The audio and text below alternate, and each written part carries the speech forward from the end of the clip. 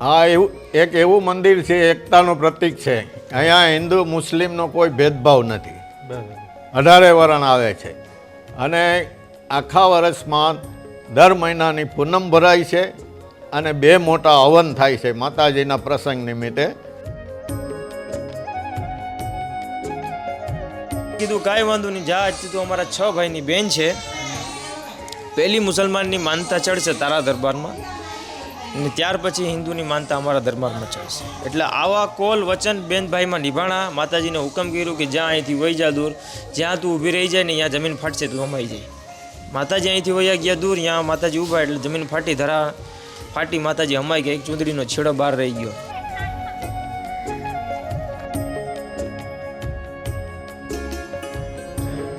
લોકો રાત્રે આવતી એની રીતે દરેક ખાટલા એટલે ઢોલિયાની વ્યવસ્થા આપેલી જ છે. માંડીને ગોધરા ગઢ માંડીને કોઈ પણ બૈરા હોય તો આપણે વિશ્રામ ગૃહમાં આપણે સગવડ પહોંચે બધી રીતે. બહેનો હોય તો બધા બહેનો બધી સગવડ. તીરથ દર્શન કાર્યક્રમના માધ્યમથી આપના સુધી વિવિધ એપિસોડના માધ્યમથી અનેક માહિતી આપતા હોય છે. અને દર્શક મિત્રો, આજે અમે આવેલા છે કોડીનારથી અંદાજે 15 કિલોમીટરના અંતરે વેલણ આવેલું છે, વેલણ ગામ. અને ત્યાં રામ સોલંકી પરિવાર છે, તેમના કુળદેવી સોળવ માતાજીનું ભવ્ય અહીં મંદિર છે. અને પ્રાચીન અહીંની જે માતાજીની વાત છે, સોળવ માતાજીની તમામ વાતો આજે કરવી છે. સમગ્ર આમ તો ગુજરાત નહીં પણ ગુજરાતની બહાર તમામ સોલંકી પરિવાર અને રામ પરિવારના આ કુળદેવી એટલે સોળવમાં અહીં વાર્ષિક અનેક કાર્યક્રમો પણ ઉજવાતા હોય છે. આ મંદિર પાછળની અનેક કથાઓ, અહીંનો ઇતિહાસ આમ તો 7000 વર્ષથી આજુબાજુનો ઇતિહાસ ધરાવે છે. તમામ વાતો કરવી છે. અને મિત્રો, આ તમામ વાતો કરવા માટે અહીંના પૂજારી દેવપુરી બાપુ ગોસ્વામી આજે તીરથ દર્શનમાં આપણી સાથે જોડાયેલા છે. બાપુ, ખૂબ ખૂબ સ્વાગત છે. અભિનંદન.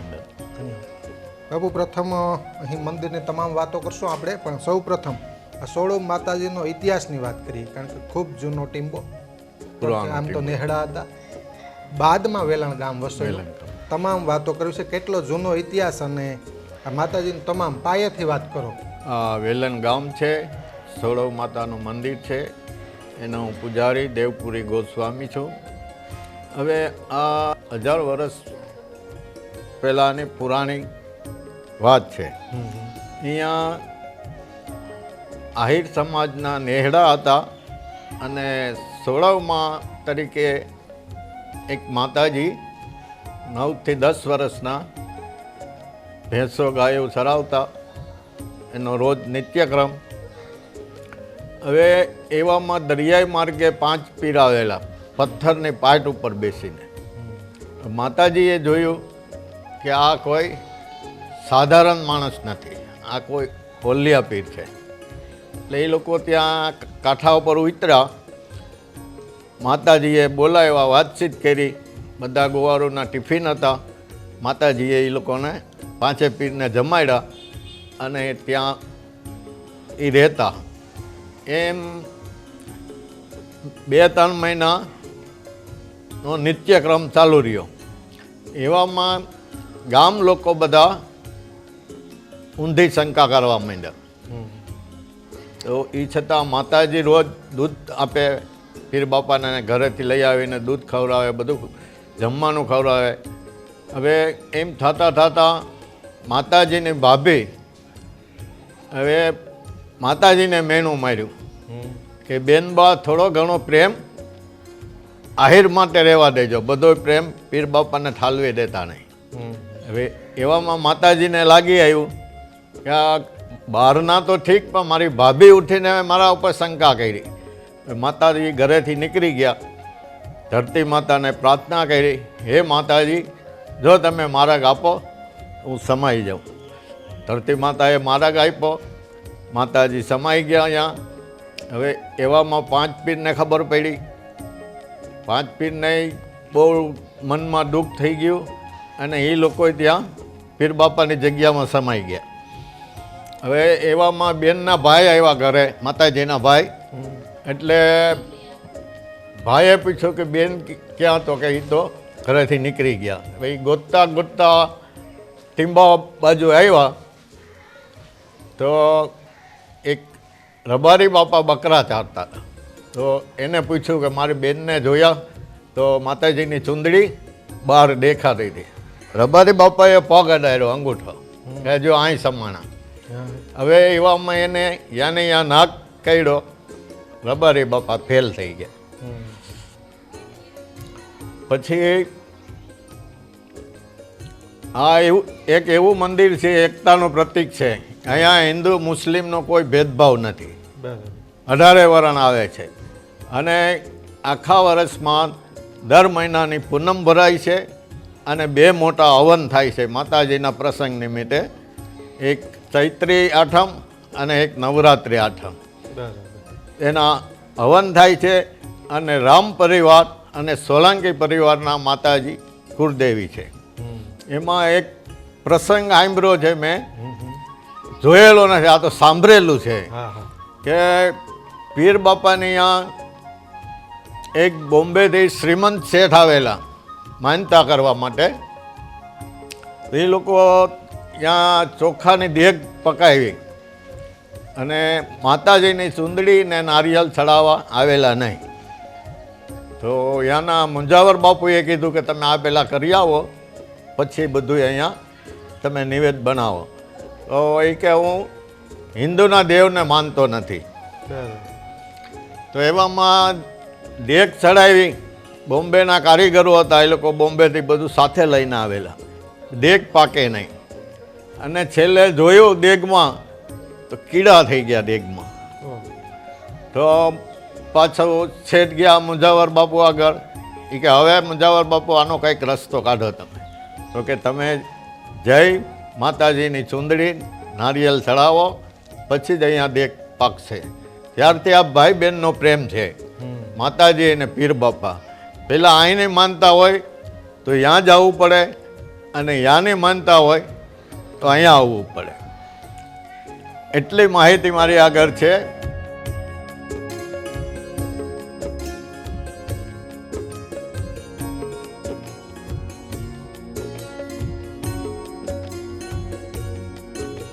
તો સંપૂર્ણ ઇતિહાસ, જે ઇતિહાસ સાથે જોડાયેલી કે જે શિલા છે તેની અંદર જે 5 પીર બેસીને આવેલા, એમની અહીં માતાજી સેવા કરતા. આ તમામ ઐતિહાસિક વાત છે તે કરી આપણે, પરંતુ જે પીરની આખી વાત છે ત્યાં અમે આવેલા છે અને ત્યાં બેસેલા. તમારું નામ જરાક કહેજો અને થોડોક ઇતિહાસ તમારી સ્વેચ્છાએ, કદાચ અમે અજાણ હોય એવું બને તો તમારી સ્વેચ્છાએ થોડોક ઇતિહાસની વાત કરો. આ માતાજી સાથે જોડાયેલો છે ને તે. જી, મારું નામ રફાઈ મોહસિન બાપુ, બરાબર. જે પીરદાદા આવેલા દરિયાઈ માર્ગથી, બંગાળની ખાડીમાંથી પીરદાદા આવેલા છે વાણમાં. ને વાણ અડધા સુધી દરિયા માર્ગમાં આવ્યો ને પીરદાદાએ એને કીધું કે અમને પૈસા આપો. એટલે પૈસા એટલે પીરના આ તો અલ્લાહના ઓલિયાઓ છે, એટલે કીધું કે અમે અલ્લાહના ફકીર છે, અમારા પાસે પૈસા નથી, અમે તને દુઆ આપશું. એટલે વાણવાલા જે જહાજી હતો એ કહે કે વાંધો નહીં, કે હું અહીંયા ઉતારી દઉં છું, બરાબર. પીરદાદાને અહીંયા પથ્થર ઉતારી દીધા અને પથ્થર અહીંયા પડ્યો હતો. એટલે પીરદાદા પાસે એટલે ચાબુક હતી ને ચાબુક મારી પથ્થર ઉપર ને પથ્થરને હુકમ કર્યું કે ચાલ મારી મંજિલ ઉપર. એટલે મંજિલ ઉપર અહીંયા આવ્યા એટલે માતાજી દરિયા કાંઠા ઉપર, માતાજી અને બીજા ગોવાળિયા એટલે ગાયું ભેંસું ચરાવતા. એટલે બીજા ગોવાળિયા તો બધા ભાગી ગયા. એટલે બીજા માતાજી હતા જે સતી હતા, એને જોયું કે આ કોઈ પથ્થર પર બેસીને આવે કોઈ મહાન પુરુષ હોઈ શકે, બરાબર. તો પીરદાદા આવ્યા એટલે માતાજી આવ્યા ને પૂછ્યું કે દાદા તમે કોણ છો અને ક્યાંથી આવો છો, બધું આખું પૂછ્યું. ને પીરદાદાએ માતાજીને કીધું કે હું આની ના છું, એટલે અહીંયાથી અમે દૂરથી આવીએ છીએ. તો જે કંઈ બી ગોવાળિયા ભાગી ગયા હતા ને જે કંઈ બી રોટલાને બધાને પડ્યા હતા ટિફિનના, એટલે પીરદાદાને કીધું કે તમે દૂરથી આવેલા છો એટલે અમે જમવામાં કંઈ લેશો તમે? તે કે હા બેટા, જાય ત્યારે ખવડાવવું એ ખવડાવી શકે. એટલે જે કંઈ બી રોટલાના અને તેને એમ સમજો ને કે આપણે જવારના મકાઈના રોટલા અને દૂધ એવું બધું હતું. પીરદાદાને બધું પીરસ્યું, આપ્યું. એટલે પીરદાદાએ ખાધું. એટલે આ ખવડાવવાનું જમવાનું ચાલુ થયું. ત્યારબાદ એના માતાજીના મા બાપ હતા એ બચપનમાં ગુજરી ગયેલા ને તેના ભાભીએ મોટા કરેલા. એટલે માતાજીના ઘરનું દૂજાણું હારા મારું હતું. એટલે ભાભીએ જોયું કે આપણે આ બેની બા ક્યાં લઈ જાય છે, એટલું બધું કંઈ ખાતા નથી ને એટલું બધું લઈ જાય છે. એટલે પાછળ જાસૂસી કરીને જોયું. એટલે માતાજી ઘરે ગયા ને પૂછ્યું કે બેની બા તમે ક્યાંથી આવો છો ને શું છે ને એટલું બધું ક્યાં લઈ જાઓ છો? તો માતાજી સતી હતા ને એટલે કહી દીધું કે અલ્લાહના 5 ને ઈશ્વરના 5 વલી આવેલા છે, આપણી બની શકીએ એટલી સેવા કરીએ છીએ, આપણે રોટલો જમાડી દઈએ. એટલે માતાજીને જે સત્ય હતું એ કહી દીધું ને માતાજીના જે ભાભી હતા ને એને કલંક લગાડ્યું, તોહમત કે અમારામાં જે હિન્દી ભાષામાં તોહમત કે એને કલંક લગાડ્યું. માતાજીના પગના નીચે જમીન ખસકી ગઈ. ઓહ, હવે એ કે હવે આજથી આપણું સંબંધ પૂરું, આ છેલ્લું સંબંધ. માતાજી અહીંયાથી રડતા રડતા નીકળ્યા એટલે ત્યારબાદ ડાયરેક્ટ પીર પાસે જ આવ્યા. ને એના જે ભાભી હતા એ ડાયરેક્ટ એમ સમજો ને કે ત્યારે એ ટાઈમમાં નેસડા કહેવાતા, ગામને નેહડા. ત્યાં પંચાયતમાં બધું જાણ કરી નેહડાઓમાં, તો બધી મારોના બધા જે કંઈ બી હાથમાં આવ્યું દારૂ કુવાડી લઈને બધા મારવા આવ્યા. ત્યાં એ પહેલાં તે માતાજી અહીંયા પૂગી ગયા. ને માતાજી રડતા હતા તો પીર બાપાએ પૂછ્યું, કાં બેટા તારી આંખમાં આંસુ આજ? તો માતાજીએ જણાવ્યું કે મારા ઉપર આમની નામ કલંક લગાડ્યું છે, એટલે હવે મારા જમીન ઉપર રહેવું નથી, મારે સમાઈ જવું છે. પીર દાદાએ કીધું કાંઈ વાંધો નહીં, જા, આજથી તો અમારા 6 ભાઈની બેન છે, પહેલી મુસલમાનની માનતા ચડશે તારા દરબારમાં, ને ત્યાર પછી હિન્દુની માનતા અમારા દરબારમાં ચડશે. એટલે આવા કોલ વચન બેન ભાઈમાં નિભાણા. માતાજી અહીંથી વયા ગયા દૂર, ત્યાં માતાજી ઊભા એટલે જમીન ફાટી માતાજી હમાઈ ગયા, એક ચૂંદડીનો છેડો બહાર રહી ગયો. સમજ્યા? એટલે આ બધું જે ઘટના છે એક રબારીએ જોયું એટલે બધા ગામના મારવા આવ્યા પીર દાદા પાસે. એટલે બધા મારવા હાટું હાથ ઊંચા કર્યા, બધા હાથ રોકાઈ ગયા. એટલે 100 જણા હોય એમાંથી એક સમજદાર હોય છે. એટલે કીધું કે આ કોઈ મહાન હસ્તી છે, કોઈ નાના મોટી હસ્તી નથી. બધા કદમોમાં પડી ગયા કે પીર દાદા તમે કોણ છો? તો પીરે કીધું કે હું અલ્લાહનો ફકીર છું ને એનો ઓલિયાઉ છું. ને પૂછ્યું કે અમારી દીકરી ક્યાં છે? તો કે આ દીકરી આ જમીન પર છે નહીં, આજથી તમે અહીંથી કે વયા જાઓ, એક નિશાની એની બાકી છે, ચૂંદડીનો છેડો બાકી છે. તો બધા ગોતતા પૂઈ ગયા ને અહીંયા ચૂંદડીનો છેડો મળ્યો. એટલે માતાજીને એમ બધા રડતા હતા. અંદરથી અવાજ આવ્યું કે એક મૂળો તમે નમક જમાડો એટલે હું પાછું દર્શન આપીશ. ગામને નેવડાઓમાં પ્રચાર થયું ને જમણવાટ શરૂ થયું.